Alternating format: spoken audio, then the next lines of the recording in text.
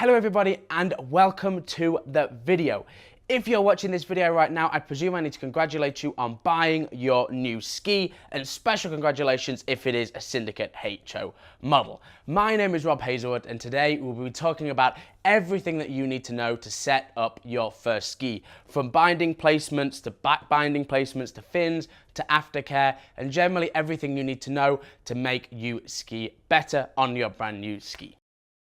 So the first thing that I want to touch on today is our stock settings. Obviously these are specific to the HO skis line and you'll be able to find them at hosports.com/settings. This is where you will find all of the settings for the current line of skis and where we recommend that you start. So essentially where you are going to place the front binding, back binding, and the numbers that you are going to put on that fin. And one thing we do here at HO Skis is we often update our settings as the year progresses if we find any new settings that we think you should try, and see if we can get your ski riding the best that it can at those stock settings. So now that you've found those stock settings, first thing we need to do is mount those bindings. So we have the Syndicate hard shell and we place it essentially on the front 3 holes. We need to line up those holes, take our bag of screws that came with, and insert these front 4 screws loosely.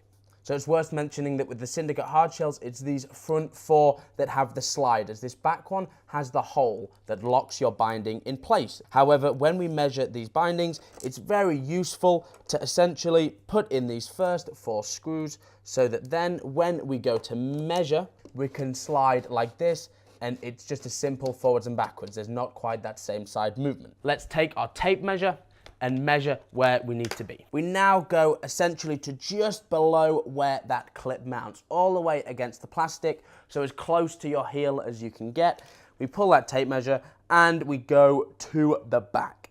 This then allows us to see the measurement from the tail of the ski. This is incredibly important, and if you get this wrong, this will cause disaster for your slaloming. And now we have that measurement locked in. We loosely put in those screws and then make sure that everything is in that middle. And then we go around and tighten up all of those 6 screws. And it is just till they are tight and snug. We are not over tightening them. And since we often get asked where to measure on different boots, a good rule of thumb is the furthest back point of where you think that heel is going to be. So on this stance boot, right at that heel here, put that tape measure up against it, and this is a 67 carbon Omni, so we are going to 30 inches. And the last binding that I would like to show you the measurement place of is the animal binding, which again, we're gonna go from just above the plastic, measuring to that same place on the tail of the ski. So now we have that front boot all mounted up and we're happy with where that is placed, we are going to get onto the back boot. Very simple procedure. Everybody is very different here. There is no stock setting. So on a rear toe plate like this, we want to be comfortable to kick our foot in that rear kicker as hard as we can and not be making contact with that front boot. And how to measure that number. We put that tape measure in through that back boot.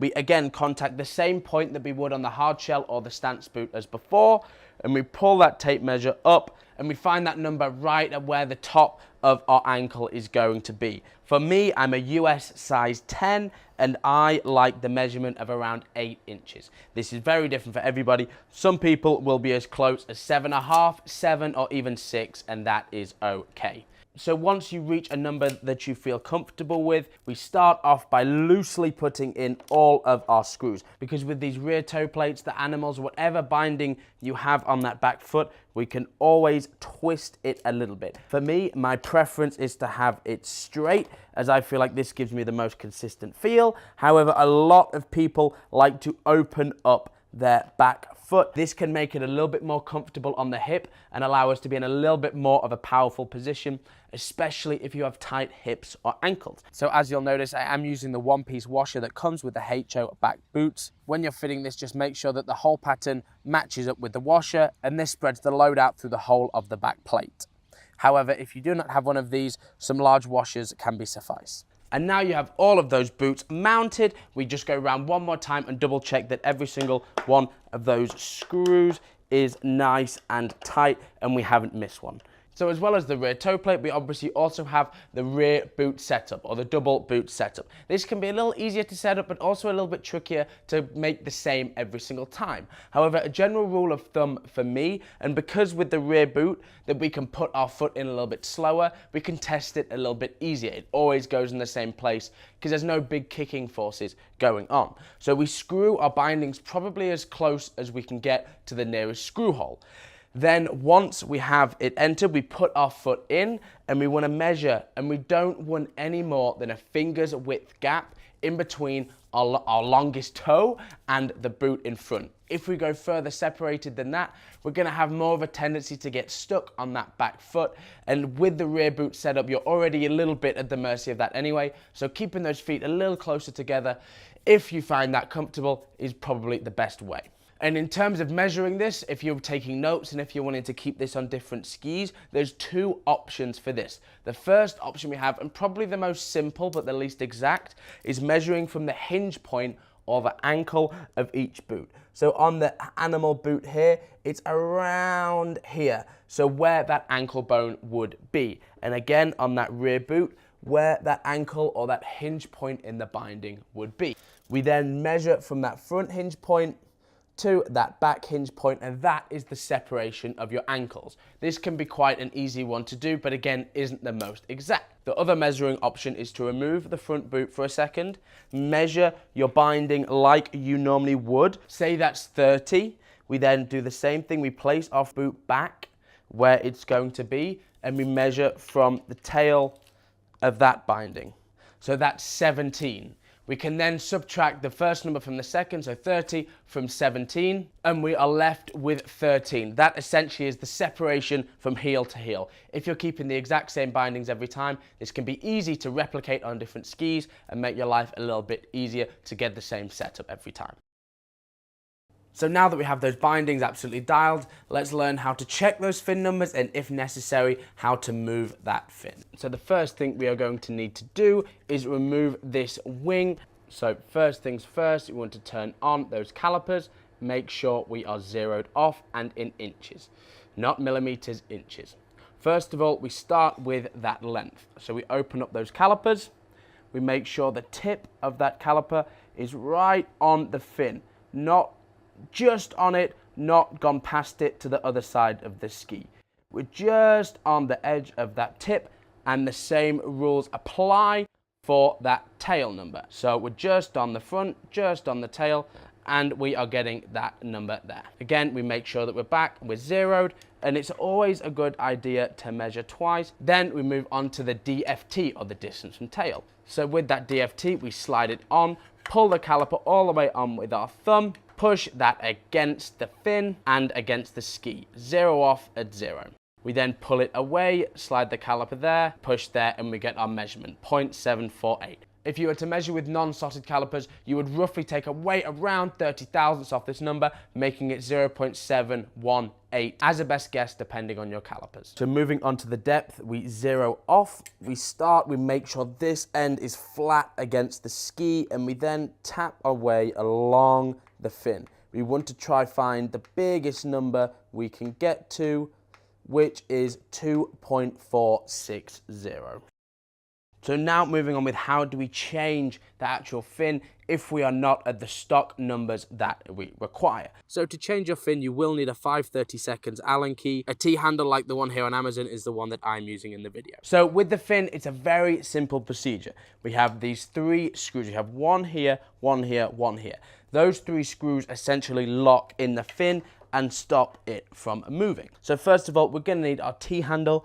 This then can loosen those 3 screws just a little bit. So how do we then change that fin in relation to numbers? So we find that depth point. So the number right now is 2.488. That is obviously too much. This is a large Works 01, so that number, when we look back to our stock website numbers, is 2.455. So I'm going to go about a full turn on this depth screw, 2.467. We're getting a little closer. We then add another turn to that screw, and we see we are at 2.448. So we've gone too far. So now we just go little by little. we add a little bit of a turn, just a quarter of a turn to that depth. Again, not quite enough, 2.450. A little bit of a quarter turn again. This then puts us roughly where we need to be, a little bit too much. So I would go back, take about 1/8 of a turn out, and we should be roughly at 2.455 if all has gone to plan. So you work your way around the fin, getting everything dialed in. So then when we have that fin exactly where we want it, we make sure as we are pushing up with our hand like this, we tighten back up those 3 screws just to the point where you feel it is clamped. We don't want to over tighten these screws, but we also obviously don't want to under tighten. If we over tighten, we risk stripping the fin and ruining the fin box altogether. We make sure that we're locked in and our fin numbers are then dialed and ready to go.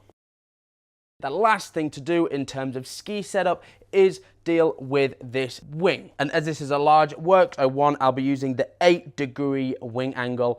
Often a good kit to get is a 7 degrees, 8 degrees, 9 degrees. We don't tend to go too far away from those numbers. So how I like to go about setting this up is I put my 2 front screws in that wing. We make sure that the wing is at the bottom and the screws are at the top. I then take my back piece, put it round the back, go to one of my screws and just tighten that screw till I feel that we are attached. I'm not over screwing, only 1 or 2 turns once I realize. I then go to the other screw, feel it catch in the hole, and then I tighten it till the wing just about binds, so the fin is still just free to move. We then take our 8-degree wing angle, push against that wing, and then tighten it again. And just like all the screws on the ski, we do not need to massively over tighten these, just till that wing is clamped up. Push the wing angle out, and again, just like the front, it's always good practice to check the back and make sure we haven't made any mistakes. So now we are all set up. No matter whatever ski you have in your hands,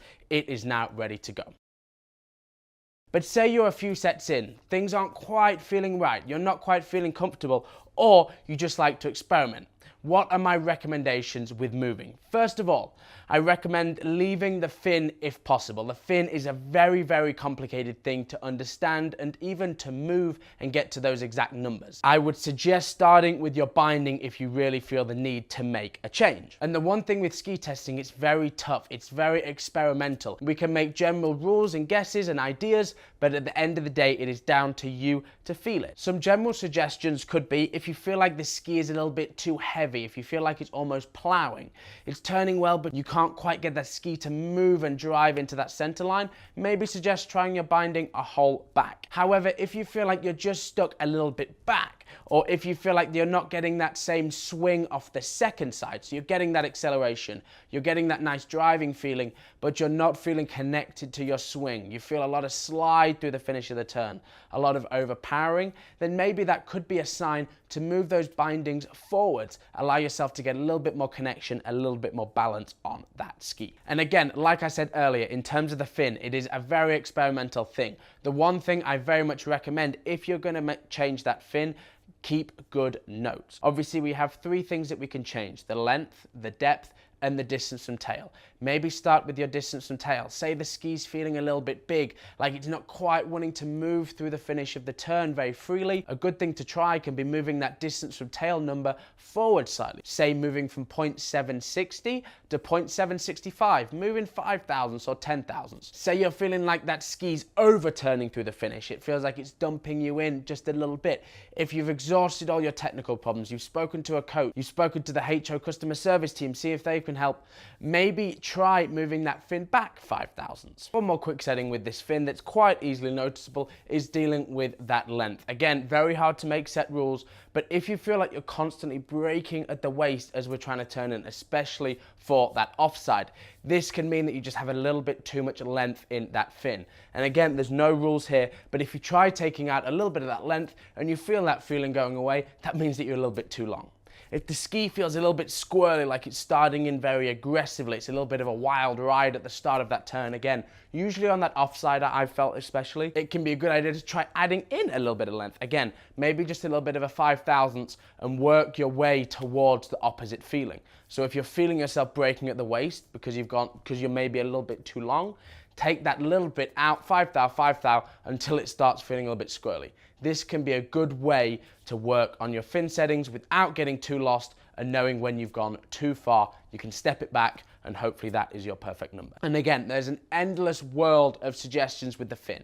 You can play with it how you like, but I strongly recommend sticking at stock unless you have one professional help, you're a professional yourself, or you really feel like getting into that kind of thing. It can be a deep rabbit hole, so I suggest going down that path with caution, take good notes, and if you get lost, go back to stock and make sure you know where you feel comfortable on your ski. So the final thing that I want to talk about today is how to protect your brand new ski. One of my first recommendations, because skis get bumped around, they get stored in harsh places, make sure that you protect your ski with your Syndicate Neo sleeve. See, mine even has my name on it.